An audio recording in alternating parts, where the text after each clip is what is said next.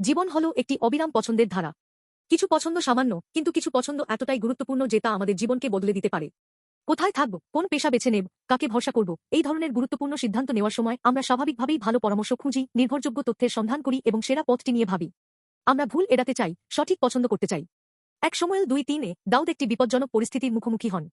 দাউদকে হত্যা করতে চাওয়া রাজা শাউল শুনতে পান যে তিনি কৈলায় আছেন এবং ভাবেন যে দেয়াল ও দরজা আছে এমন জায়গায় তিনি আটকা পড়বেন এবং তাকে ধরা যাবে।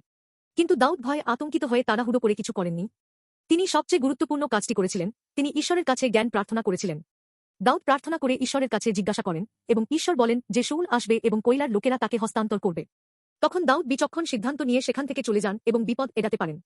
এই গল্পটি আমাদের একটি গুরুত্বপূর্ণ শিক্ষা দেয়। যখন আমরা কঠিন পরিস্থিতির সম্মুখীন হই, তখন আমাদের একটু থামতে হবে এবং নিজেদের প্রশ্ন করতে হবে, এই পরিস্থিতির মূল বিষয় কি? আমার সামনে কি পথ আছে? সঠিক পছন্দ কোনটি? মাঝে মাঝে আবেগ আমাদের বিচারকে ঝাপসা করে দেয়। ভয়, রাগ, অন্যদের চাপ এগুলো আমাদের ভুল পছন্দের দিকে ঠেলে দিতে পারে। কিন্তু সময় নিয়ে তথ্য বিশ্লেষণ করে, জ্ঞানের সন্ধান করে এবং ঈশ্বরের কাছে পথ প্রদর্শন চাইলে আমরা অপ্রয়োজনীয় কষ্ট এড়াতে পারি এবং জীবনের পথে এগিয়ে যেতে পারি।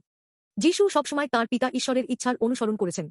কখনো কখনো তিনি বিপদ এড়িয়েছেন, কিন্তু যখন ক্রুশ বহন করার সময় এসেছিল, তিনি তা এড়াননি।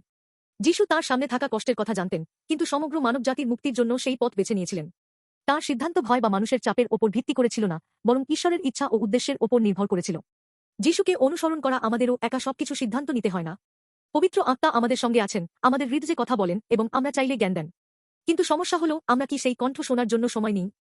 বড় এবং ছোট সব পছন্দের মধ্যে আমাদের থামতে হবে, সত্যের সন্ধান করতে হবে এবং ঈশ্বরের পথ প্রদর্শন শোনার মানুষ হতে হবে। তবেই আমরা নিশ্চিতভাবে ঈশ্বরের ইচ্ছা অনুযায়ী পছন্দ করে জীবনযাপন করতে পারব।